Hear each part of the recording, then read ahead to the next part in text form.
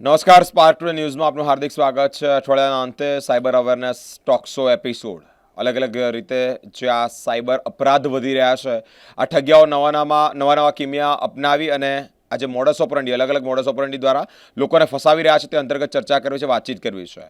APK file .apk file અને ત્યારબાદ .zip અને તે અંતર્ગત પણ હવે હુમલા થઈ રહ્યા છે. કયા પ્રકારના હુમલા છે? આ સાયબર હુમલાથી બચવા માટે પહેલાં તો સમજવું છે કે કયા પ્રકારના હુમલા થાય છે અને બચવા માટે શું કરવું. આપણી સાથે વધુ વાતચીત કરવા માટે સાયબર એક્સપર્ટ મયુર સર જોડાયા છે. સર, સ્પાર્ક ટુડે ન્યૂઝમાં આપનું હાર્દિક સ્વાગત. નમસ્કાર. સર, .apk પછી .zip ફાઇલથી હુમલો થઈ રહ્યો છે, કયા પ્રકારની સમગ્ર માહિતી છે? સૌથી પહેલાં તો હું દર્શક મિત્રોને મારા સાદર પ્રણામ.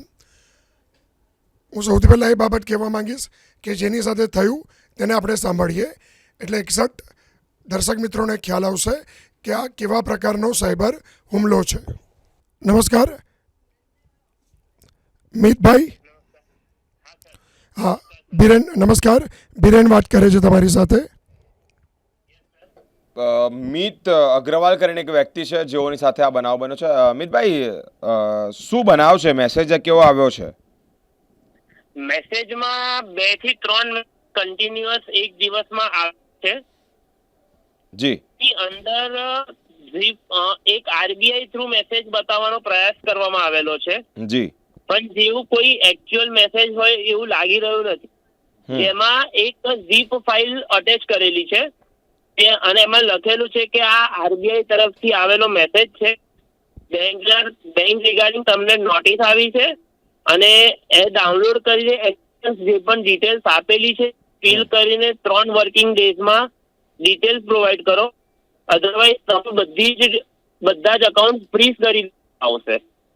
એવો મેસેજ બનાવેલો છે કે તમારી બધી જ વસ્તુ રિસ્ટ્રિક્ટ કરીને સસ્પેન્ડ કરી દેવામાં આવશે. તમને કેવી રીતે ખ્યાલ પડ્યો કે આ મેસેજ ફ્રોડ હોઈ શકે એવું? આજકાલ આરબીઆઈ થ્રુ, બેંક થ્રુ અને તમારા જેવા સોશિયલ મીડિયાના જે શું કહેવાય આપણા નેટવર્કિંગ છે, જે કમ્યુનિકેશન ચેનલો છે, ન્યૂઝ ચેનલો છે, તેમાં અવારનવાર નવી અપડેટ છે કે કોઈ પણ પ્રકારની અનઓથોરાઇઝ લિંક પર ક્લિક ના કરો. કોઈ પણ વખતે તમને કોઈ અનઓથોરાઇઝ મેસેજ હોય તેને ઓપન કરીને જોવો. અનનોન નંબરથી મેસેજ આવેલા તેને એકવાર ચકાસીને પછી પર તમે એને ઓળખતા હો તમે એને પર સામે એક્શન આપો. તો એવી અવારનવાર ભારત દેશમાં નવી પ્રકૃતિઓ ચાલતી હોય છે, જેના કારણે એવું ખબર પડી. અને અગર આરબીઆઈ મેસેજ કરે તો આરબીઆઈ વોટ્સઅપ પર મેસેજ ના કરે. અગર આરબીઆઈ ને કશું કન્સર્ન તો એ ઘરે લીગલ નોટિસ મોકલે. સાચી વાત છે. એ વોટ્સઅપ થ્રુ તમને એવું ના કહેવાય કે અમે તમને ડિટેલ્સ પ્રોવાઈડ કરો, તમે 3 દિવસમાં નહીં કરો તો આવી રીતે સસ્પેન્ડ કરી દેવામાં આવશે. જી, તમે વોટ્સઅપ પર જ્યારે આ મેસેજ આવ્યો ત્યારબાદ તમે તમને પ્રત્યુત્તર આપ્યો, એટલે કે રિપ્લાય કર્યો? ના, હું એમાં કોઈ ઉત્તર નથી આપ્યો. એવા કન્ટિન્યુઅસ મને 3 મેસેજ એક જ દિવસમાં 1 કલાકના અંતરમાં, એક મેસેજમાં બતાવવામાં આવ્યું કે આ મેસેજ આરબીઆઈ તરફથી છે અને બીજા મેસેજમાં આરબીઆઈ નું કોઈ નહીં પણ એવું સેમ વસ્તુ હતી, અનનોન નંબરોથી હતી. ઓકે. અને ત્યારબાદ તમે સરનો કોન્ટેક્ટ કેવી રીતે સાધ્યો? સરને હું ખાસા સમયથી ઓળખું છું, જેમના તરફથી અમને ઘણી અપડેટ મળતી રહે છે. ભારત દેશમાં થતા નવા ફ્રોડ એમના થ્રુ એ કહેતા હોય છે બધાને કે આવી રીતના ફ્રોડ છે ને આમ તો અવચેત રહો. તો એમની જોડે કોન્ટેક્ટમાં હતા, તો જેવા મેસેજ આવ્યા હું એના સ્ક્રીનશોટ લઈને વખત ફોરવર્ડ કરી દીધા કે સર એટલું આવ્યું છે તો મારે શું કરવું છે. તો સરે કીધું કોઈ પણ પ્રકારની એમાં પ્રતિકૃતિ ના આપશો અને મેસેજને ઇગ્નોર કરો.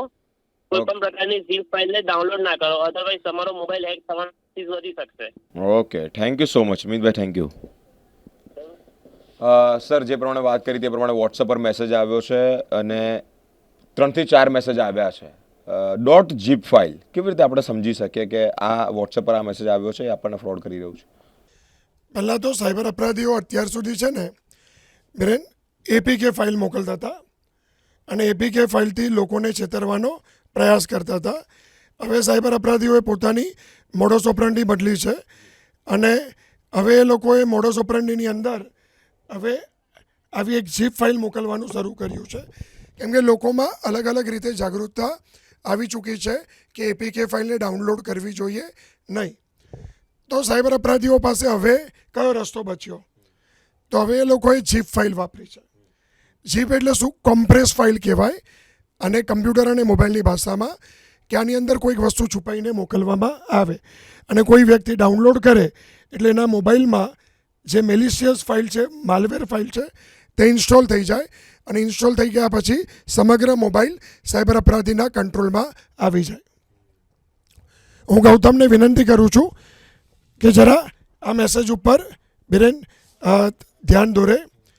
આ મેસેજ છે તેમાં લખેલું છે, જો આ ઝીપ ફાઇલ છે ZIP, અને અહીંયા લખ્યું છે this is the Reserve Bank of India. Please find attachment a notice issued by the bank regarding the risk control measures and unusual transaction activities associated with your company accounts, and this matter may involve restrictions or suspensions of the account. Kindly request your finance department to review the relevant details and promptly and cooperate as required. Please provide the requested information within 3 working days. Otherwise your account uses may be affected. અને અહીંયા જો હું બતાવવા માગીશ કે આ logo છે, number જે છે એ નંબર પણ સેમ છે અને લોગો આરબીઆઈનો યુટિલાઇઝ થયો છે. તો જ્યારે મેં આ મેસેજનું મીત પાસેથી જ્યારે મેસેજ આવ્યો અને આ મેસેજનું મેં 360 ડિગ્રી ટેકનિકલ માઇક્રો એનાલિસિસ કર્યું. એનાલિસિસ એવા પ્રકારનું હોય છે કે પહેલાં તો આ ફાઇલ છે શું, આ ફાઇલમાં કેવા પ્રકારનો ડેટા છે, શું આ ફાઇલ તમારા મોબાઈલ કે કમ્પ્યુટર કે લેપટોપ પર કોઈ મુશ્કેલી ઊભી કરી શકે છે. એના અલગ અલગ પેરામીટર હોય છે, એના સોફ્ટવેર હોય છે, એનાથી ચેક કરવામાં આવે છે. અને એમાં જો રેડ ફ્લેગ આવે તો સમજવાનું કે આ ફાઇલ માલવેર યુક્ત ફાઇલ છે અને આનાથી દૂર રહેવું જોઈએ અને ઇન્સ્ટોલ કરવી જોઈએ નહીં. મેઇન આ મેસેજ ખોટો છે ને એના 3 કારણ. પહેલું, જે મીતે કીધું, આરબીઆઈ ક્યારેય વોટ્સઅપ પર કોન્ટેક્ટ કરતું નથી. દર્શક મિત્રો, આ પહેલો મુદ્દો, આરબીઆઈ ક્યારેય વોટ્સઅપ પર કોન્ટેક્ટ કરતું નથી. નંબર 2, બીજો મુદ્દો, નોટિસ ક્યારેય ઝીપ ફાઇલમાં આવતી નથી. અને નંબર 3, ત્રીજો અગત્યનો મુદ્દો કે જેના પર હું ચર્ચા કરીશ કે આટલું ઝડપથી 3 વર્કિંગ દિવસની અંદર તમારું અકાઉન્ટ જે બંધ થઈ જશે, સસ્પેન્ડ થઈ જશે, કેમ કે અનઓથોરાઇઝ ટ્રાન્ઝેક્શનમાં તેનો ઉપયોગ થયો છે. આ એક નવા પ્રકારની મોડસ ઓપરન્ડી છે. આવા શબ્દો આરબીઆઈના લીગલ ફ્રેમવર્કમાં આવતા નથી. આ 3 બાબત દર્શાવે છે કે આ ફેક છે. તો as a dedicated fact checker મેં જ્યારે આનું 360 ડિગ્રી એનાલિસિસ કર્યું તો આ બાબત પણ ચેક કરી. બીજી એક બાબત હું દર્શક મિત્રોનું ધ્યાન દોરવા માગીશ, જો એ મને મળી ગઈ તો હું દર્શાવવા માગું છું. જો હું આ મેસેજ પર જરા ગૌતમને કહીશ કે જરા ભાર આપે અને ઝૂમ કરે જે મારા મોબાઈલમાં છે.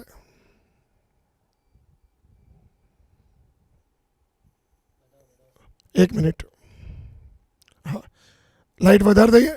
ઓકે, દેખાય છે હવે?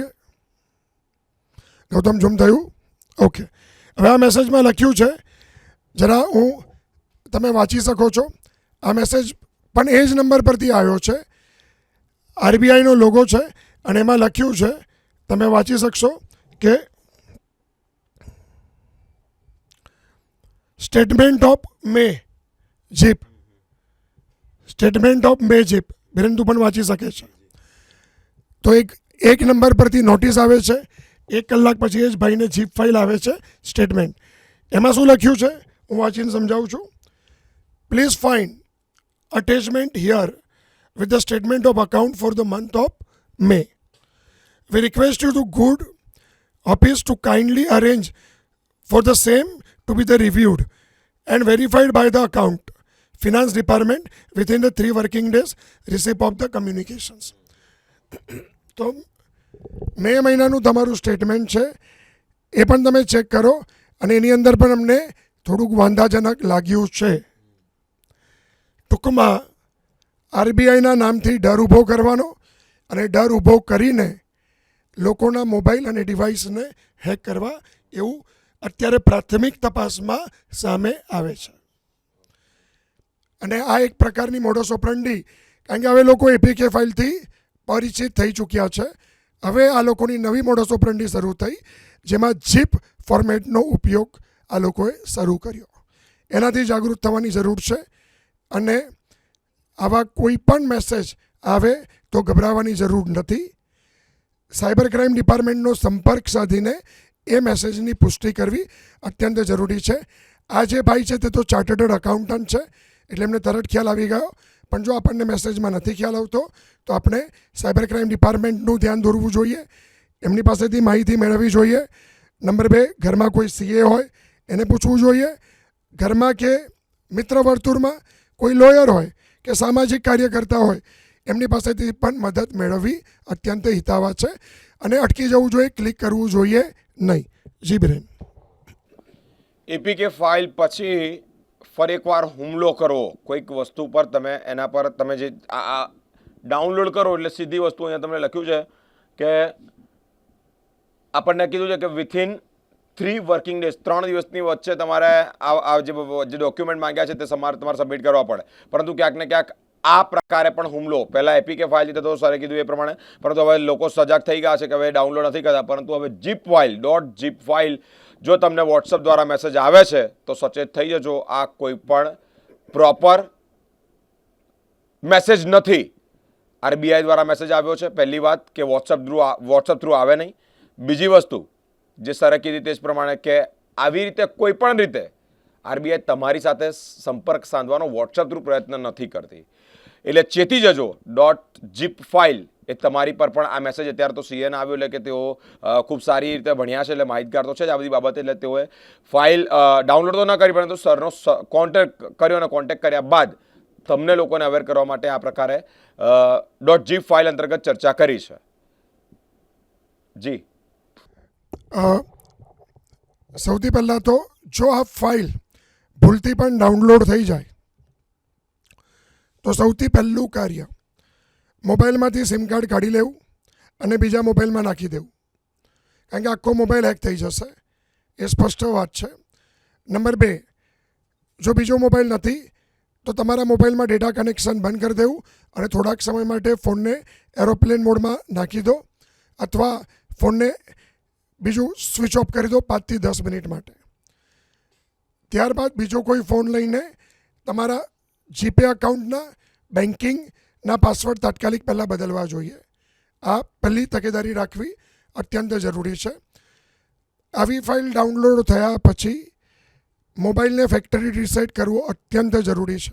હા, આપણા ગવર્મેન્ટે આપેલા સોફ્ટવેર છે, જે ઈ-સ્કેન નામનું સોફ્ટવેર છે, જેનાથી તમે થ્રેડ એનાલિસિસ રિપોર્ટ આખો જનરેટ કરી શકો છો, સ્કેન કરી શકો છો. બીજું mKavach 2, મોબાઈલ કવચ 2 એ એન્ડ્રોઈડ માટે જ છે, અને એ સોફ્ટવેર પણ તમે તમારા મોબાઈલમાં ડાઉનલોડ કરીને આવી ફાઇલને એન્ટીવાયરસ માટે ચેક કરી શકો છો.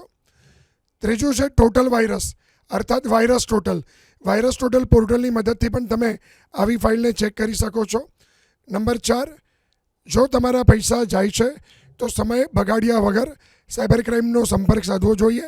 1930 પર ફરિયાદ નોંધાવવી જોઈએ, અથવા cybercrime.gov.in ઉપર ફરિયાદ લોન્ચ કરવી જોઈએ. નંબર 4, જો ફાઇલ ઇન્સ્ટોલ થઈ ગઈ છે તો હું એવું માનું છું કે ફાઇલ મેનેજરમાં જઈને એ ફાઇલને ડિલીટ કરો, પણ તેમ છતાં પણ પ્રિકોશન પેટે ડેટા બેકઅપ અગત્યના લઈને ફોનને ફેક્ટરી રીસેટ કરવું હિતાવહ છે. અને ફર્મવેર અપડેટ કરાવવી પણ અત્યંત જરૂરી બની જાય છે. અને સૌથી અગત્યનો મુદ્દો, આટલું બધું થયા પછી તમારા યુપીઆઈ આઈડીના પિન, મોબાઈલ એપ્લિકેશનના પિન, અને ત્યારબાદ તમારા સોશિયલ મીડિયા એપ્લિકેશન્સ માટેના પાસવર્ડ અને ઈમેલ પાસવર્ડ્સ બદલવા અત્યંત હિતાવહ હોય છે. પ્રિકોશન પેટે આ કરવું અત્યંત જરૂરી છે. અને દરેક એકાઉન્ટ માટે 2 ફેક્ટર ઓથેન્ટિકેશન ઓન રાખવા જોઈએ. અને હું એવું કહું છું કે આપણે જેટલા જાગૃત રહીશું ને તેટલા આવા સાયબર ક્રાઇમને ડામી શકીશું. પોતે જાગૃત થાવ, બીજાને જાગૃત થાવ. અને અંતે હું એટલું જ કહીશ, સતર્ક નાગરિક સુરક્ષિત રાષ્ટ્ર. સતર્ક નાગરિક સુરક્ષિત રાષ્ટ્ર. ભારત માતા કી જય, વંદે માતરમ.